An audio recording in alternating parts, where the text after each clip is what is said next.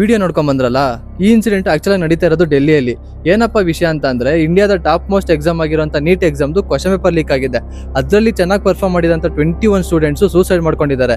ಇದ್ರ ಪರವಾಗಿ ಗೌರ್ಮೆಂಟ್ ಕಡೆಯಿಂದ ಏನೂ ರೆಸ್ಪಾನ್ಸ್ ಬಂದಿಲ್ಲ, ಅವ್ರಿಗೆ ಯಾವುದೇ ಒಂದು ಕಾಂಪನ್ಸೇಷನ್ ಕೂಡ ಸಿಕ್ಕಿಲ್ಲ. ಸೂಸೈಡ್ ಮಾಡ್ಕೊಂಡಿರೋ ಸ್ಟೂಡೆಂಟ್ಗೋಸ್ಕರ ನ್ಯಾಯ ಕೊಡಿಸಬೇಕು ಅನ್ನೋ ಕಾರಣಕ್ಕೆ ಸಿಜೆಪಿ ಅವರು ಜಂತರ್ ಮಂತರ್ ಅನ್ನೋ ಪ್ಲೇಸ್ ಅಲ್ಲಿ ಒಂದು ಪಾಸ್ಟ್ 20 ಡೇಸ್ ಇಂದ ಪ್ರೊಟೆಸ್ಟ್ ಆರ್ಗನೈಸ್ ಮಾಡಿದ್ದಾರೆ.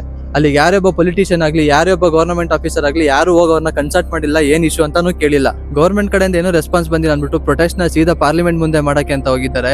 ಬಟ್ ಅಲ್ಲೋಗ್ತಿದಂಗೆ ಗವರ್ಮೆಂಟ್ ಏನು ಎತ್ತ ಅಂತ ಕೇಳ್ದಿರಾ ಇವ್ರನ್ನ ದೇಶದ್ರೋಹಿಗಳು, ದೇಶಕ್ಕೆ ಏನೋ ಮೋಸ ಮಾಡ್ತಿದ್ದಾರೆ, ಟೆರರಿಸ್ಟ್ ಅನ್ನೋ ತರ ನಾಯಿ ತರ ಟ್ರೀಟ್ ಮಾಡಿದ್ದಾರೆ. ಅದು ಎಷ್ಟೊಂದ್ ಜನ ಹೇಳ್ತಿದ್ದಾರೆ ಒಂದ್ಸರಿ ಬರ್ದಿರೋರ್ಗೆ ಇನ್ನೊಂದ್ಸರಿ ಬರೆಯೋದು ದೊಡ್ಡ ವಿಷಯ ಅಲ್ಲ ಅಂತ. ಬಟ್ ಆಕ್ಚುಲ್ ಆಗಿ ಅದು ಪ್ರಿಪೇರ್ ಆಗ್ಬೇಕು ಅಂತ ಅವ್ರು ಎಷ್ಟು ಸ್ಯಾಕ್ರಿಫೈಸ್ ಮಾಡಿರ್ತಾರೆ, ಏನೇನ್ ಹಾರ್ಡ್ ವರ್ಕ್ ಮಾಡಿರ್ತಾರೆ, ಎಷ್ಟು ಸ್ಟ್ರೆಸ್ ನ ಫೇಸ್ ಮಾಡಿರ್ತಾರೆ ಅಂತ ಅವ್ರಿಗೆ ಗೊತ್ತಿರುತ್ತೆ. ಇಲ್ಲಿ ಯಾರು ಫೇವರ್ ಆಗು ಮಾತಾಡ್ತಾ ಇಲ್ಲ, ಯಾರು ಆಪೋಸಿಟ್ ಆಗು ನಾನು ಮಾತಾಡ್ತಾ ಇಲ್ಲ. ನನ್ನ ಆನೆಸ್ಟ್ ಒಪಿನಿಯನ್ ಏನಿದೆ ಅದ್ರ ಬಗ್ಗೆ ನಾನು ಮಾತಾಡ್ತಾ ಇದ್ದೀನಿ. ಇಂಡಿಯಾದಲ್ಲಿ ಆದಷ್ಟು ಎಜುಕೇಟೆಡ್ ಪೊಲಿಟಿಷಿಯನ್ಸ್ ಬಂತು ಅಂದ್ರೆ ಇಂಡಿಯಾನ ಒಂದು ಪಾಸಿಟಿವ್ ಚೇಂಜಸ್ ಅಲ್ಲಿ ನಾವು ನೋಡಬಹುದು. ಇಂಡಿಯಾದಲ್ಲಿ ಇದೇನು ಫಸ್ಟ್ ಟೈಮ್ ಅಲ್ಲ ಆಗ್ತಾ ಇರೋದು, ಬಟ್ ಇಷ್ಟು ದೊಡ್ಡದಾಗ ಆಗ್ತಾ ಇರೋದು ಇದೇ ಫಸ್ಟ್ ಟೈಮು.